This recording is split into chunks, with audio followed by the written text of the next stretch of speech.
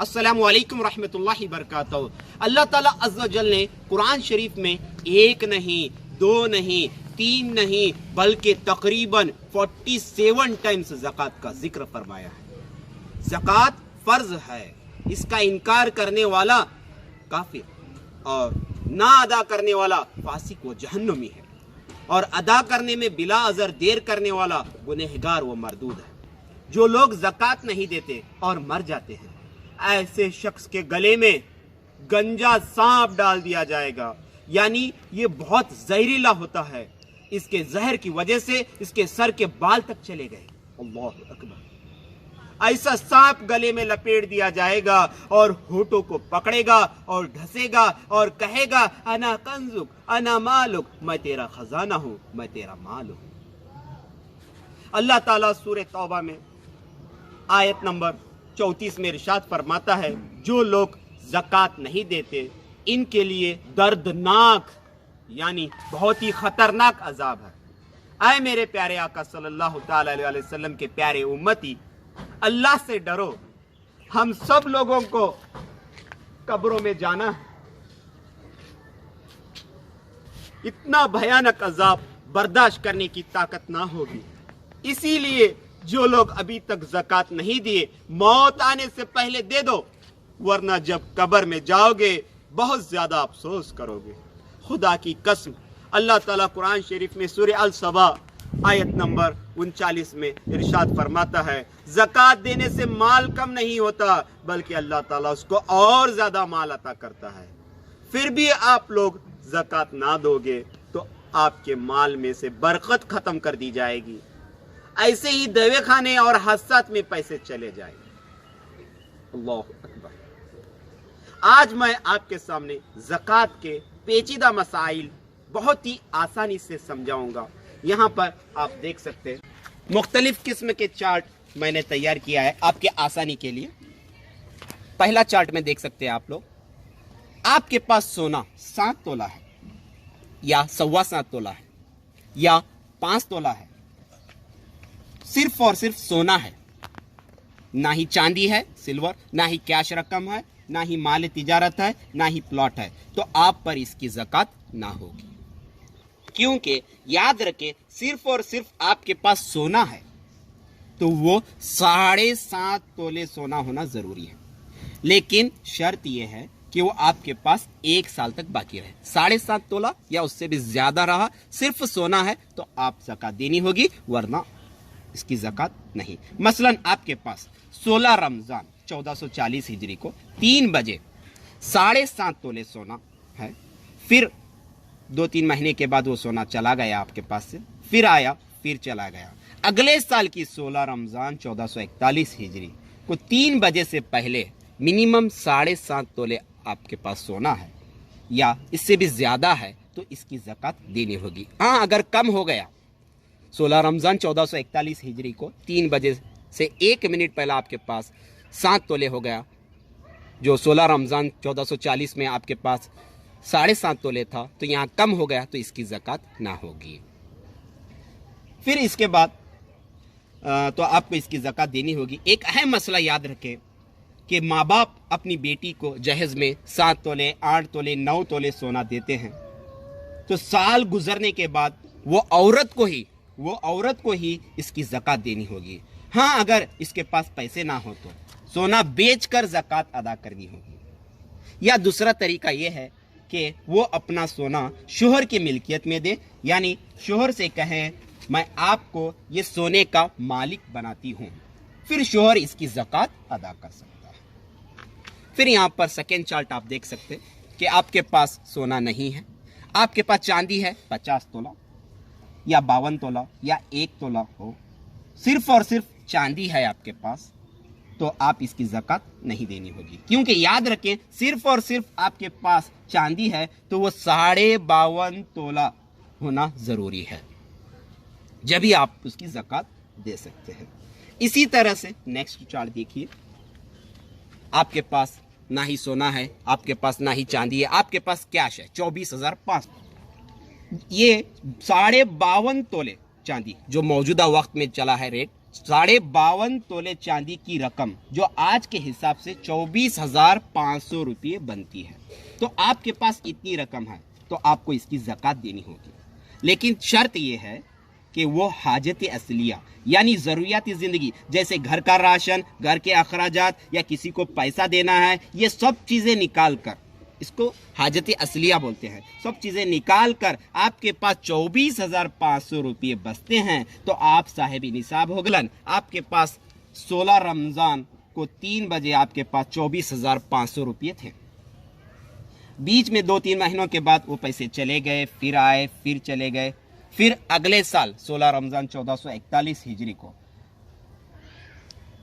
आपके पास 24,500 मिनिमम रुपये हो तो आप उसकी ज़कात देनी होगी, या इससे भी ज़्यादा। अगर 16 रमज़ान 1441 हिजरी को एक साल गुजर जाने से 1 मिनट पहला भी आपके पास 1 लाख रुपए भी आ जाएं तो आप उसकी ज़कात देनी होगी। हाँ, अगर 24,500 से कम हो जाएं उस टाइम 16 रमज़ान 1441 हिजरी को आपके पास 1 रुपया भी कम हो जाए तो आपको इसकी ज़कात नहीं देनी होगी। आपके पास 1 मिनट पहला, एक साल गुजर जाने से 1 मिनट पहला भी आपके पास 10 लाख भी आ जाए तो आप उसकी ज़कात देनी होगी। फिर इसी तरह से ज़कात निकालने का तरीका ही है, अब जितनी रकम आपके पास है तो उसको डिवाइडेड बाय 40 तकसीम 40 करें, आपकी ज़कात मिल जाएगी। तो इसी तरह से एक बहुत ही अहम मसला जो बहुत से लोगों को मालूम नहीं रहने की वजह से ज़कात नहीं देते और वो जहन्नुम की तरफ जा रहे हैं। यहाँ देखिए, बहुत ही अहम मसला है, बहुत सारे लोगों को इस बात का इल्म भी नहीं है। देखिए, अभी तक तो हमने सिर्फ एक ही निसाब देखा था, यहाँ पर सिर्फ सोना था, 7.5 तोले रहना ज़रूरी है वरना ज़कात नहीं। यहाँ पर सिर्फ एक निसाब देखा था, सिल्वर चांदी 52.5 तोले रहना ज़रूरी है, उससे कम रहा तो ज़कात नहीं। अब यहाँ पर 2 निसाब हैं, सोना और चांदी। अगर आपके पास 1 तोला सोना है और 1 तोला चांदी है, 2 निसाब हैं, तो इनकी दोनों की रकम को जमा करेंगे 33,000 बनती है।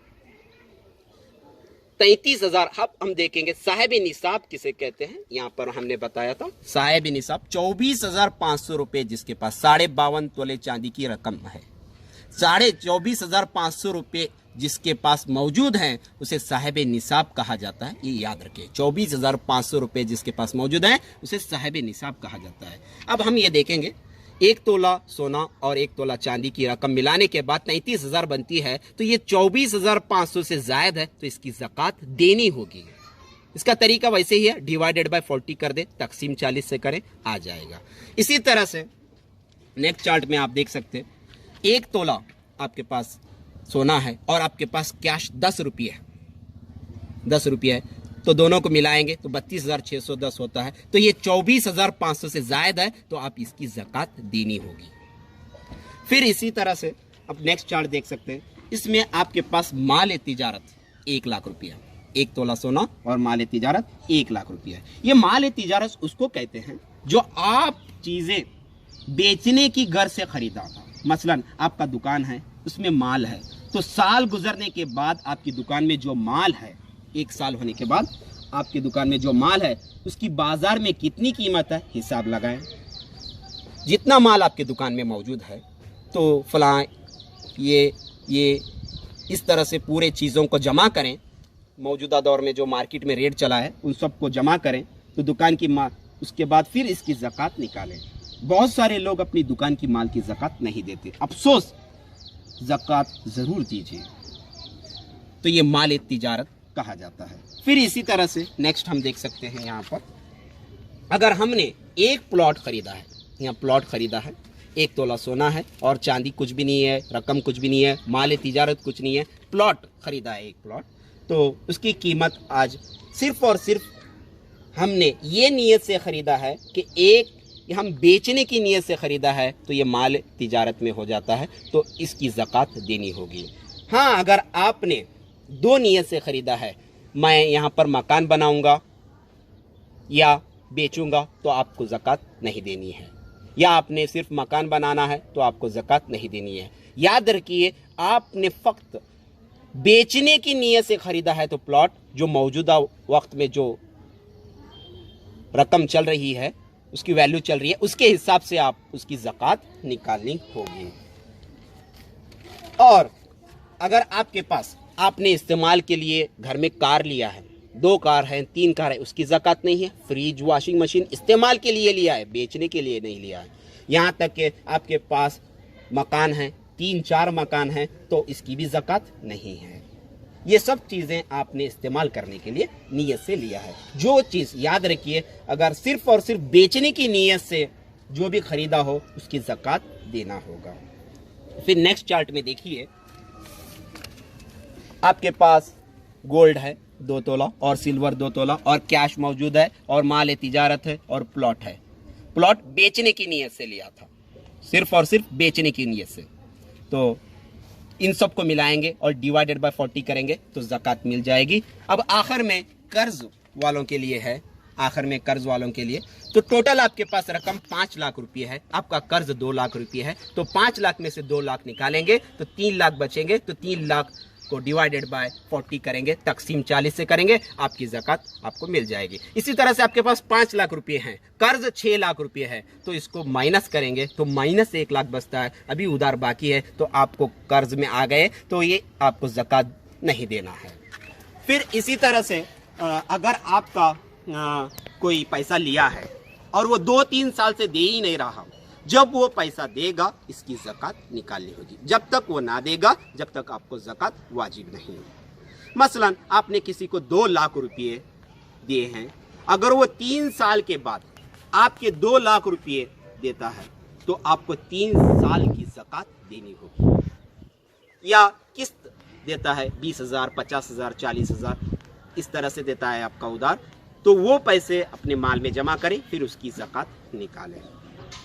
फिर इसी तरह से एक बहुत ही ज़रूरी बात याद रखें, आप लोग सोच रहे होंगे कि हमने पहले ज़कात नहीं दी क्योंकि हमें पता नहीं था, इल्म नहीं था, अल्लाह माफ़ करेगा।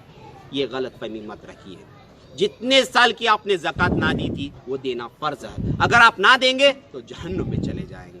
फिर उसके बाद ज़मीन से पैदा होने वाली हर किस्म की अशिया जैसे गेहूँ, जवार, चना, बाजरा, गन्ना, तरकारियाँ, फल फूल वगैरह, चाहे थोड़ा हो या ज़्यादा हो, इन सब की ज़कात उश्र निकालना वाजिब है।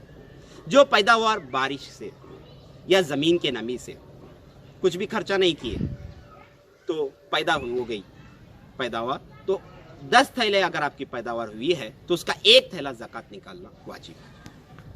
हाँ, अगर आपकी पैदावार चर से, डोल से, ट्यूबवेल से, खरीदे हुए पानी से वगैरह हुई है तो 20 थैले को 1 थैला ज़कात निकालना होगा। 20 थैले को 1 थैला ज़कात निकालनी होगी। खेती के अखराजात, बीज, खाद, अद्वियात, किसान की मजदूरी, लगान वगैरह निकाल कर ज़कात नहीं निकालनी होगी, बल्कि पूरी पैदावार का ज़कात निकालना होगा। और इसके अंदर ये शर्त नहीं है कि साल गुजरने की शर्त नहीं है, जितने बार पैदावार होगी उतने बार आपको आईनी ज़कात निकालनी होगी। और जो कौम ज़कात नहीं देगी अल्लाह ताला इसे कहत में मुब्तला कर देगा। अल्लाह। और एक मेन अहम मसला आखिर में, ज़कात और सदक़ात में किसको दें? ज़कात और सदक़ात में अफजल ये है कि पहले अपने गरीब बहन भाइयों को दे, फिर इनकी औलाद को, फिर चाचाओं को और चाचियों को, फिर बाद में फूफियों को और इनकी औलाद को, और फिर मामुओं को, खालों को और इनकी औलाद को, फिर रिश्तेदारों को, पड़ोसियों को, फिर अपने पेशे वालों को, अपने गाँव वालों को और शहर के रहने वालों को दे। मगर शर्त यह है कि तमाम लोग साहिब निसाब यानी 24,500 रुपये इनके पास मौजूद ना हो या सादत कराम ना हो, सैयद ना हो। तो साहिब निसाब 24,500 आप सोचते रहेंगे कि आज के दौर में तो हर के पास कैसे ढूंढ के करें, यही तो मेन मसला है। आप ढूंढो और ढूंढ कर ज़कात दो। तो अल्लाह ताला हम सबको अमल करने की तौफीक अता फरमाए, आमीन।